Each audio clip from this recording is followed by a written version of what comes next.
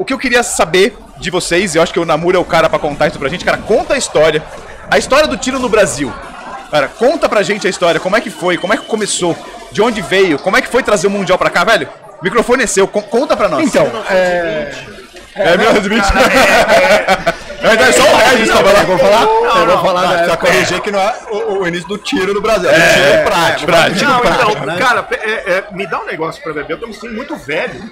Parece que nós estamos lendo um livro de história, só que eu tava lá, cacete.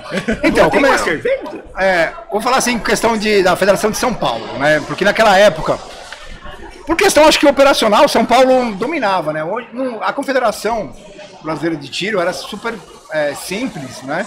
Eu era no Rio de Janeiro, através do seu presidente, que era o Frota, e São Paulo acabava abraçando tudo, né? E eu, particularmente, na época eu fui diretor de PSC, do Dr. Maurício Freire, que era o presidente da federação na época, que estava no mandato depois do Toledo, né? Do Pedro Toledo. Toledo, né? Márcio Toledo. Coronel Márcio Toledo. Coronel, assim, e a gente começou a fazer. E assim, eu comecei a ver. Eu estava fazendo faculdade de engenharia na época e eu comecei a ver que faltava muita coisa, né? Não é como é hoje. Assim, quem não viveu naquela época, a gente tem, hoje em dia a gente tem um problema tirar os documentos, burocracia, a burocracia, uma hora tá no exército, uma hora tá no federal, tá. Naquela época a gente tinha que abrir tudo, né? Pra vocês terem ideia, quando o Milton falou aqui da 45, o que era ser atirador naquela época? Atirador naquela época era o cara comprar um revólver, né? Então assim, tinha muito revólver, não é que nem hoje, né? Tinha muito revólver porque era a coisa mais fácil. E tinha as pistolas, no 380. E aí, naquela época, que foi 89, né, que liberaram a 45. Então, o que era ser atirador? O que era ser o CAC, né, que vocês falam hoje? Era uma permissão que você tinha de comprar, de adquirir uma 45. A partir daí, você já era considerado um CAC, né? E essa permissão da 45 é que você tinha que fazer um pedido na Embel, demorava, só tinha Embel, né, que fabricava, demorava um ano para sair o pedido e tal. Mas foi o mais fácil. Ou seja, não mudou nada, né? Exatamente. Mas era diferente, porque assim, o ambiente era muito menor. Então, todo mundo se conhecia. Pra você ter ideia, a gente ia no SFPC, a gente era atendido no balcão pelo coronel Lauro, pelo coronel Caron, ele conversava com a gente, né? Era diferente de hoje, né, que tem muito mais gente. Então você conseguia as coisas mais fáceis, né? Até para poder viajar. Viajar era uma coisa do além. Pro exterior, né? Viajar pro exterior. Você falou bem, né, que você foi pra Argentina várias vezes, né? Então, assim, naquela época, e aí como é que começou? Em 1994, eu era diretor de PSC do Maurício, porque a gente via que nas provas, que era muito diferente do que é hoje, né? A gente passava o dia inteiro para montar 2 pistas, né? Antes disso, o Milton pode até falar melhor, mas antes disso, a prova era um estágio. O Campeonato Paulista era uma prova, uma pista. Você chegava de manhã, podia atirar de tarde, passava uma vez, acabou. E a arma tinha que vir na sacolinha. Ela não podia estar no couro. A gente trazia a arma numa sacola. Como assim na sacola? Não tinha cold, não tinha case, não tinha, e não podia. Se você chegasse com ela na cintura, porque tinha o efeito que a gente brincava, o efeito bang bang. Então o cara vinha como se estivesse no faroeste. Os caras da fazenda, que vinha com aquele cinturão. Então, a regra no esporte era assim, você chegava na pista na sua passagem com a sua maleta, com as coisas lá dentro. Aí o árbitro, o RO, falava, pode pegar a arma. Aí você abria, pegava, mostrava para ele que estava vazia, aí carregava e quadreava. Terminou a pista, esvazia, põe na mala, fecha. Aí depois de alguns anos se permitiu a arma descarregada na cinta. Foi um processo lento. Mas assim, a gente tem que pensar que é o seguinte, na nossa época, não tinha essa afinidade de codes que você tem para comprar hoje, né? Não, era tudo feito aqui. Era tudo feito à mão, você tinha que ir atrás de um cara, entendeu, que mexia com couro, até tinha o Dom Mauri, lembra? Começou a fazer em linha, mas antes do Dom Mauri, você tinha que fazer você mesmo, com um elástico de roupa, você costurava no couro e fazia o porta-carregador, sabe? Era tudo muito assim... Era muito improvisado. Não, você tinha que querer fazer. Né? Não era uma coisa que falava assim, não, eu gostei, vou fazer. Não, você tinha que querer, porque não era só ter o dinheiro, né? Não tinha as coisas, a gente olhava... Revólver, normalmente tinha o guarda-mato exposto. E o esporte exige o guarda-mato coberto, para impedir um saque do desbatido. Então tinha que cobrir, fazer adaptação. Você lembra que a gente comprava aquelas fitas de campeonato americano?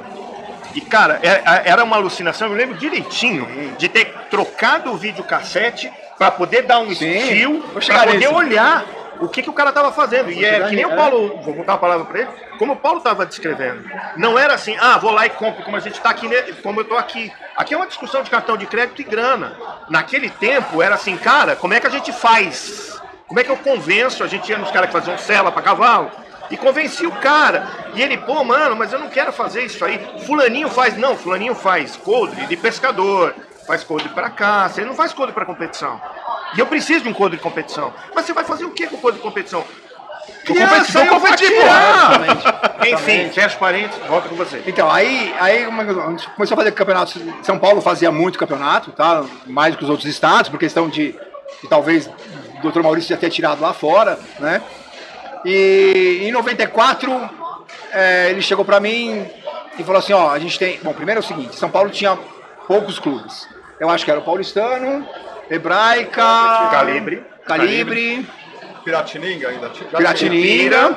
Tinha, eu acho que a ATT lá no Tatuapé. Já tinha. A ATT não, foi depois ainda. Foi depois? Foi depois. Tinha problema. Então, assim, todos os clubes eram pequenos. As provas tinham que ser em bases aéreas ou em quartéis, em QGs, tal. Estantes do EB ou da Força Aérea. Quando passou a ser várias pistas. Quando passou a ser várias pistas, também. Quando era no Paulistano, era uma pista ou duas, que tem. Era uma no coberto e uma no aberto. Depois foi no Arsenal de Guerra, quarto BIB, o base aérea em Cumbica.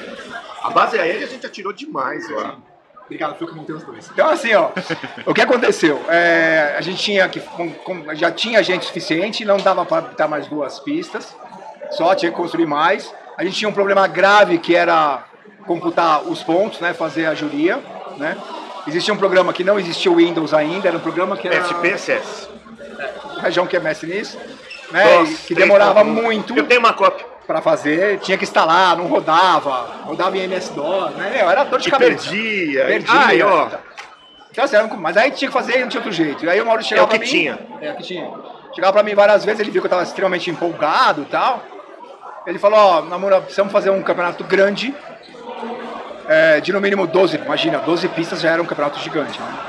De 12 pistas aqui em São Paulo, porque eu vou trazer o Nick Alexakos e o Dino Evangelinos. O Nick Alexakos era o presidente da IPSC, mundial. Na época, mundial. Uma organização internacional. E o Dino Evangelinos, acho que o pessoal deve conhecer ainda até hoje o presidente da AIROA, né? A AIROA é a Associação dos Juízes, né? Aí ele me apresentou o quarto BIB, que é ali em Quitaúna, né? Perto de Alphaville, no caminho de Alphaville. Só que não tinha nada. Era um campo aberto. Era o Coronel Guerreiro, que era o comandante do quarto BIB. Adorava a gente. Que adorava a gente. Adorava a gente. Falou assim, ó, precisa construir. Cara, fizemos do zero. Aí assim, é onde eu falo pra vocês que muda muito hoje. Não era dinheiro. Não era você simplesmente comprar. Você tinha que ir atrás de ter ideias. O tiro, naquela época, existia um conceito de criar uma realidade, né? Hoje eu entendo como mas eu vou falar sinceramente, é bem mais chato do que era antigamente. Por quê? Porque hoje tem que ter uma fluidez, porque tem muito atirador. Então tem que ter uma fluidez, né? Naquela época não tinha tanto atirador, então não precisava ter uma fluidez. Então você criava cenários com situações reais. Literalmente. A gente gastava 4 dias para fazer 12 pistas. Imagina, muito mais que isso. E era cenário. Aquela do paraquedas, banheiro, paraquedas, cama, sabe? A gente bolava realmente as histórias. Peraí. Como assim do paraquedas? Cara, vamos lá.